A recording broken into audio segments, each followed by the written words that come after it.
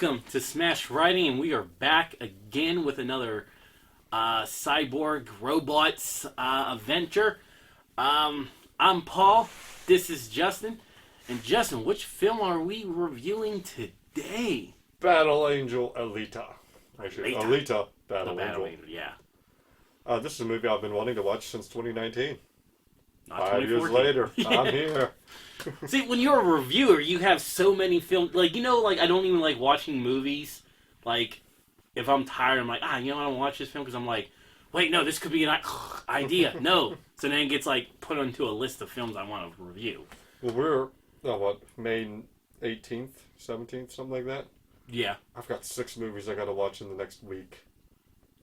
Mind you guys, we always do group recording, so... It's not even a group recording, it's just a me recording. But when you mention dates, it's like watching in the past. You're like, Yeah. no, that's creepy. Anyway, let's jump into Alita, shall we? Yes. 2563 is the year. It's 300 years after the fall. We meet a guy scramping about through a scrapyard for parts when he finds a head. And it's a conscious that's still alive.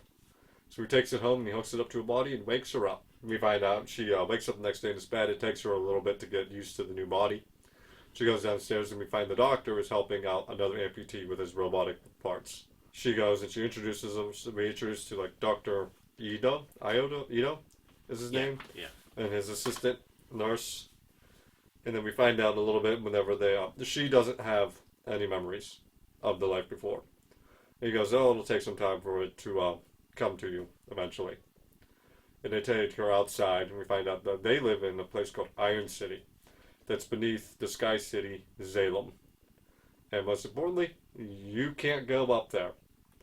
Unless, as we find out, you are the champion of Motorball. That's a fun sport. That's a bad sport. Motorball is the worst part of this movie. I enjoyed it. The worst part of this movie. We'll get into that later, though. Mm-hmm. As all the Sky Cities fell, all of the survivors came here. So they're all either in Iron City or they're up in Salem. More likely, you're in Iron City. And as I said before, you're stuck there when you get there. You pretty much work for them. Everything you do gets pumped up top. And Motorball, she's told, don't ignore that. And that there is a murderer on the loose. We meet these machines called Centurions, and we meet a guy named Hugo. And there's something bad has happened if you've been found in the scrapyard. We don't know anything else, any of those details, as he is off on his unicycle. I'm going to call it a unicycle. All right. That night, another woman is eliminated, and Alita wakes up and she sees the doctor returning with blood on his arm. We see the next day, when she actually wakes up and goes out, there's a guy who has all of his automatic limbs are missing. And Aito and the assistant are working with him, trying to help him out here. But she makes her way outside. She bumps into this one woman who takes very much interest in the body that Alita is wearing. And we find out her name is Sharon. And she was involved with Aito. And the body Alita is wearing was the body that was meant for their daughter before she passed. She wants them to be a team again and work on a motorball team. And Vector can get them back to Salem. And he wants no part of it at all. He's past it. He's not helping her. And she does not take that well. But we meet back up with Alita and Hugo, and she learns what Motorball is all about. And one guy, Taji, gets a cheap shot on her, and then she gets it right back on him the next round. Good little nice back and forth. Yeah. She catches on quick to things. We see they're bounty hunters, pretty much, like bounty warriors, or human warriors or something like that, human hunters? Yeah. So bounty hunters. And a cyborg named Zapan walking around with a sword, because guns are outlawed. And it's punishable by death if you have one. And it's mostly so you can't rise up against Xylem up top. She gets back late, and that creates a big argument between her and Aida when he refuses to answer anything about his arm. Then we're hanging out with Hugo the next day, and they hang out on this dilapidated building overlooking the city. where he talks about him wanting to go to Salem. He has connections that's going to help him in the long run get up there. And Never trust those connections. never trust a connection. Nope. And since she was found in the scrapyard, it means she had to have come from Salem at some point. But she has no memory of that at all, and even though she's trying to remember, she can't. That night, though, she follows the doc when he leaves. And it looks like he's about to attack this one woman. So Alita steps in, which is bad because it was a trap. And there are these criminal cyborgs who attack the doc. Who is also a part-time bounty hunter. He is a bounty hunter. Like that. That's kind of entertaining. His weapon is badass. Like his weapon is stupid as fuck. No, come on. I hate the sickle. Put the jet on it. Kind of hate it. But Alita automatically just starts kicking all their asses. Except for Granola, who gets away. That's not his name. I cannot pronounce his name.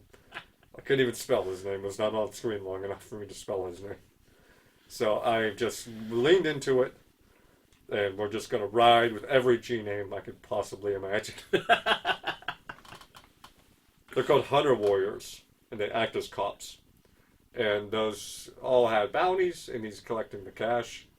He doesn't like it, but he takes that credits he gets from doing this job to pay off the clinic, so he can continue to help people. And we find out that his daughter was killed by a guy who has had a body built for strength that he made to help him at Motoball. And they killed his daughter. They used to be from Salem, but they were thrown out because of his daughter's illness. His daughter's name was Alita, the name he gave to her. And she kind of was like, oh, I'm not your daughter, though. And then she wants to become a hunter warrior, too. Because when she was fighting, she got a quick flashback of her past, and she was soldier number 99 in this big fight on the moon. But he won't answer any more questions, and he's not going to help her become a hunter warrior either. Which apparently all you do is just show up and apply. Yes. That's all she did. And we also find out, though, that by her heart and her core, dates her to over 300 years old. That this is tech that happened before the fall. And we jumped over to Vector, who's annoyed that Sharon is not giving him a winning Motoball team while she's working on Graham Cracker, who is overtaken by Nova, the man from upstairs, who's like, I want you to kill this girl and bring me her heart, and for that, I'll let you come upstairs. And Vector says the same thing when Vector is taken over by Nova. So Sharon is all on board, and she's going to revive Graham Cracker. Meanwhile, Alita's starting to do shadow boxing and training and everything, while Sharon is building him a better body. Again, she gets into the argument with Aido about not helping her, so she runs off to go play Motoball, to go to the Motoball game with Hugo, where she spots Sharon and Vector, and we find out that Vector is Hugo's contact. He's going to be helping Hugo get up top. Motoball's quite dumb, by the way. Didn't really care for it. But we also find out that Vector kills top-of-the-line people who threaten the odds of his games. And they wanted his robotic component for Grushnak. Hugo and pals take Alita out, and we see a ship that had fallen, and by the date of it, it had to have fallen it had to have been Tech, the United Republican of Mars. And she's the only one who can go into it because it's underwater. Would breathing be a problem for her? Because I don't think it would. No. Well, she's a cyborg, so she's still human, I guess. Yeah, because the brain is the most important. Yeah. So yeah, you need oxygen to get to the brain. Yeah. So, but when she gets on board, the plane actually reacts to her, and shows her this body that's so much better than the one she has. So she takes it with her to Aida, and she wants to transfer bodies here. And he is, nope, not gonna happen here.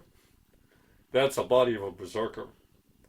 And since it's connecting with her, that means that she was a berserker bot. And they're feared warriors. And the most advanced fighting system, and her fighting style is that of a berserker. And because of that, there's no way in hell he's putting that body on her. So at this point, she's done with him. She runs off and signs up and becomes a hunter warrior. And her and Hugo head off to Club Kansas, where all these hunter warriors are staying at. And An interesting cyborg of people there. yeah, Yeah. some of them are cool, some of them are stupid. She wants to recruit them though to help take the fight to Graham. But none of them care. None of them are going to be bothered. There's no bounty out for them. Zapan keeps riding her. So she eventually beats the hell out of him and challenges everyone at the bar to a fight, and if they lose, they have to help her. So, big bar fight breaks out. Doctor runs in and goes, if you don't knock it off now, no more free repairs for any of you. So they all stop fighting. And that is when Gresnall shows up in his big new body, and him and Alita take the fight into the underworld where he grew up. And she gets spliced up. It's just her head, torso, and one arm being held up by him. And she proceeds to punch her arm into his eyeball and snaps it off in his face. Yeah. That's when Hugo, the doc, and the one guy with the hellhounds show up and chase him off. So now Aido has no choice but to graft her onto the berserker body. And she's very thankful, and she's starting to get a little bit closer, and she gets real close to Hugo. And then Hugo gets called to a meeting with Vector. And they have a chat, and Vector offers to let her be a member, get the tryout for Motoball. And he tells her that he's only 90,000 short of being able to go Zalem, and she offers to sell her heart for him. This seems really weird. You think? Really weird. But, oh yeah, the little dog dies too. Graham Crocker killed the little dog. He sliced that sucker. And that's the Nova wants her heart. That's why he wants her dead. He just wants her heart. And what's the point of her heart again? Like, it's powerful enough to run Iron City for centuries. okay. It is the most advanced tech that anyone has had. So, this whole thing at the Motoball was a trap, and all of the participants beside her are either killers or bounty hunters, and Vector puts a 500k bounty on her. Meanwhile, Hugo is stepped out for a moment. He's trying to race back because him and his gang of pals were the ones ripping off limbs from everybody, making money for Vector. And Hugo's trying to quit, and that starts a big fight between him and Tanji, which is interrupted by Zapan, who's out for revenge because he was humiliated at the bar. Tanji is sliced in half, and Hugo is on the run.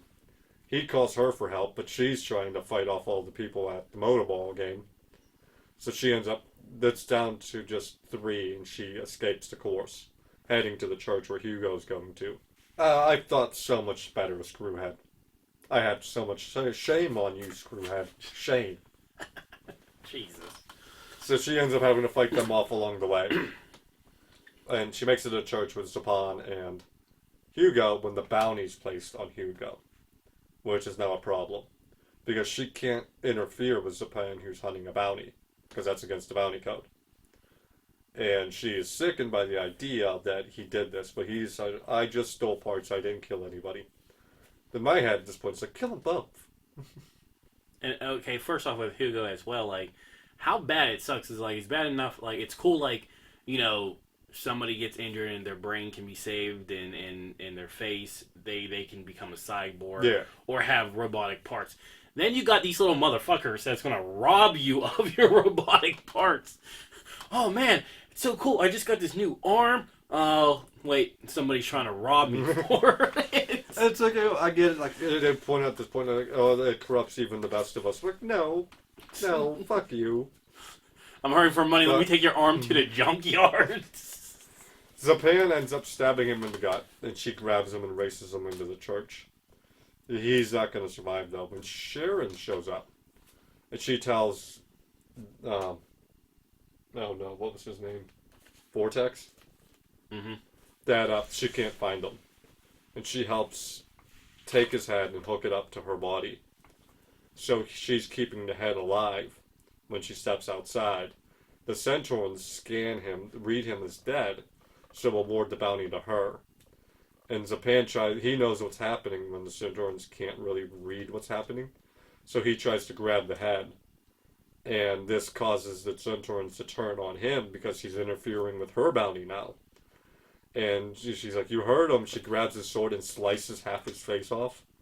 Which is great. That was a great little scene. Yeah. My face! My face! My face! You come off my face! She rushes him to the doc, who attaches him to a cyborg body. And it looks like everything will be fine with him. So she goes off to fight Vortex, who has killed Sharon because Sharon's tried to quit and leave. She goes up and she fights her way into Vortex's office, where we find that Sharon's been just conduced to body parts which will be sent up to Salem just like she wanted, because that's the only way you get there, unless you're the champion. But she she doesn't want to talk, she quickly takes out Graham Cracker and wants to talk to Nova, so Nova patches in. That's when we get the last of her memories, was that her and her squad were leading an attack on Salem. And before she fell, her final orders were, make sure Salem falls. And Nova is the bad guy all along. He's the one ruining everyone's lives. So we get a nice back and forth between her and Nova, where she's promising him she's going to be coming for him before stabbing Nova in the chest. And they had the line, it's like, oh, that looks fatal. Because Vortex is dead, but he is safe and sound up top. Yeah, that was an interesting thing. He's like still getting to talking and just, the guy's actually dying. It's hilarious. I love that line too when she stabs Vector one last time. And he goes, you just lost a puppet. She had a lot of great lines in this movie. Yeah. But while she's about to leave, she gets a call from Aido. Dumbass is on the run and in a body that he just got, like he went from being a full human to a cyborg, and he's like, I'm just gonna go up there and Hugo's racing up the pipeline to get to Salem. And she's trying to talk him down, but the spike circle weapon comes shooting down, cuts him into bits. She tries to save him, but his arm is too broken and ends up falling. Mm-hmm.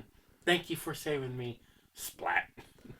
So we jump ahead a few months, and she's in the championship qualifiers now to become the final champion of Mono Ball, which will allow her to go up to Salem. And you have Nova staring down at the arena with her staring up at Salem. And that's how the movie ends. Dun, dun, dun. Alright, I have one question about Alita. So they confirmed, like, she herself is 300 years old, right? Yes. But when she, with her mission, when she fails her mission, that's not 300 years ago, though, right? Yes. That was the fall. So, which happened 300 years ago. So she was in the scrapyard for 300 years. Yes. Okay, that probably explains why her memories were...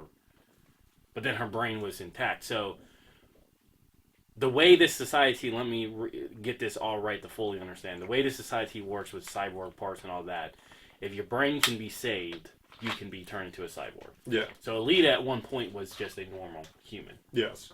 And then, at some point, she died or got killed. Yeah, and became... a cyborg. Yes. And that's when she was a berserker. Yes.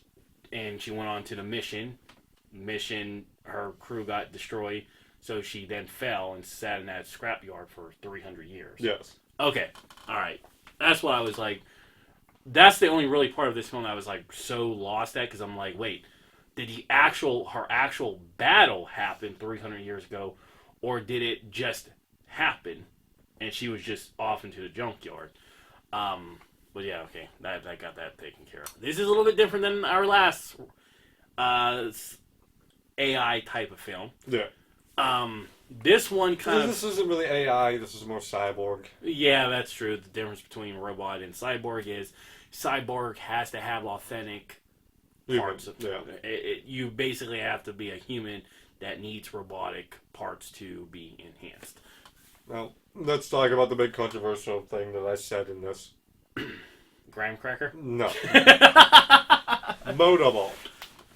I love the concept of what motorball is. Okay. I love the idea of the roller skating. I love the idea... Well, I don't really love the idea of the rocket skates, but fine, whatever. I like the cyborgs. Until they start getting too big.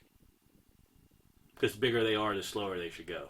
No, the bigger they are, the dumber they fucking look.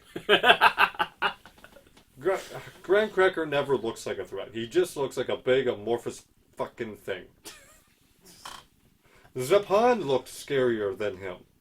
Mm-hmm. And it starts entering into big robot territory, and I hate big fucking robot territory. Big fucking robot territory is dumb.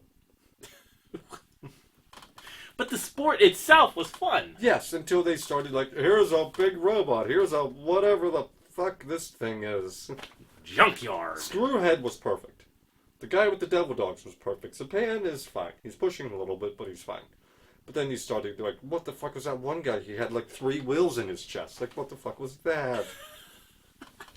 There's Bandsaw behind you. Yeah, he looks fucking stupid. Once they get to the certain point of too big, they look dumb. Oh, yeah. And that was the reason why I hated the dog's weapon. It's too fucking big. It's dumb. That is true. That is true. Well, besides the actual sport, I liked the concept of motorball, and it would have been fine. Like the kids were playing it, that was great. But as soon as you added big robot parts to it, I'm like, this is dumb. I mean, I didn't have a problem with that. That seemed fun. You know, I wouldn't mind like taking a ball on skates, and pretty sure we have like a sport like that already. But Like rollerball or something like that. Yeah, something like that. Yes, can you skate? No. Oh, sad bastard. Dude, I could not skate on a regular skate, and then when rollerblades came out, I'm like, yeah, hell no, I'm never gonna attempt that because I can't even do when the 4 wheels are spaced out, let alone try to balance myself on 4 smaller wheels, thinner wheels in a row. Like, no, I'll pass on that. Thank you. That's just a ankle, kneecap, bust. I might be a cyborg if I attempted that. This movie for me is a little bit different than our last movie, depending on how you put these in order. You know, we did another. I'll make sure this goes after. Okay. This one, the story, in my eyes, is just too much of a clusterfuck. You know, like you have so many different stories going on that you're trying to interweave them, and they just didn't really work all that well. I think the biggest problem is motorball. He whacked out motorball and just let this happen in the city. Mostly because I don't also understand the whole, well, if she becomes final champion, then she can go up there. What's the point of that? Nova could just say no. He could just change his mind and go, we're not doing that anymore. You're disqualified because I found some bullshit on you. The acting I thought was perfect, though. The acting was on point. Oh yeah, I don't have. Rosa Salazar as Alita was really great. Christopher Waltz as Dr. Alita was good. Mahershala Ali as Vector was fun. He's a good actor. I'm looking forward to him in Blade. If the film's ever being made. Come on, Marvel. I didn't have a problem with the actors in that. I thought the casting was on point. I mean, you can't say enough about the graphics. This looked great. This film lived and died by its graphics. The concept of Alita, to where, I mean, even though they use like computer CGI, but it was like another enhancement to where like you still kept the actual actress. Yeah. And then you gave her big freaking eyes, which looked like it was just all smooth. It did help separate her from everyone else and like constantly remind you Cyborg. Yeah. The Berserker body was really cool looking. Yeah, sharp. Even her Pinocchio style body looked. Yeah, that was good too. With that, I mean, didn't have a problem with that. with the etching and everything like that. Yeah. The robot bodies and everything. It's smaller's better. Bigger does not make cooler. And how many times have you seen robot movies where they have established like a skinny, smaller robot body is still just as powerful as a or even stronger than a huge robot. So yes, then you don't need the bulky. In this type of society, why is bigger better when you have established smaller is better? Yeah. Like that contradicts them. Well, they didn't really establish that. Like, Greshnak was the biggest threat in the room at all times, even among the human warriors, hunter warriors. Well, and I get that, but they're still as powerful. Like, Yeah. they're still there. So you're established, like, smaller can still be just as strong. But then you give the big bots, like, well, why am I intimidated? Because, like, she can kick your ass, and she's, like, 10 times smaller than you. I think, for me, honestly, at the end of the day, the biggest thing about this movie, the biggest con for me is I think the plot was too much of a cluster. I thought they were... And there's been times where so many films do this where they throw in too many stories. And if you throw in too many stories, you got to really intertwine them a good way. And the creative part of that was just not here. So when you don't have that creative part to intertwine all these stories, it's just a clusterfuck. Now, I'm not saying this is a bad movie. I'm saying my biggest con is the plot itself. See, I don't think it's a clusterfuck with too many stories. I thought the stories worked themselves out nicely at the end. Like I said, Motorball was, just because of my own personal preferences, could have been done without. But they did work everything. I know they are planning a sequel. The biggest problem is James Cameron's the writer. He's stuck in Blue Man Group territory still. We could have a sequel to this. Get the fuck off the blue people for 1 minute. It's pretty ironic for me, of all people, to say anything about that. You know, Fiona's on this channel. But, god damn it. So, overall, you're great. Hey, give it a I enjoyed it. I had a great time with it. I will give this a B. There's a lot of good, the graphics, the acting, the one-liners and stuff like that. I just didn't like the plot being, in my opinion, being as clustered, but I still think this movie has plenty of rewatchable ability. So I'm giving it a B, and you're giving it an A. Yep. So Sci-Fi Week is over. We're out of here. Until next time. We're going the opposite way next week. We're going back in time now, motherfuckers. Unfortunately. Until next time. Bye-bye.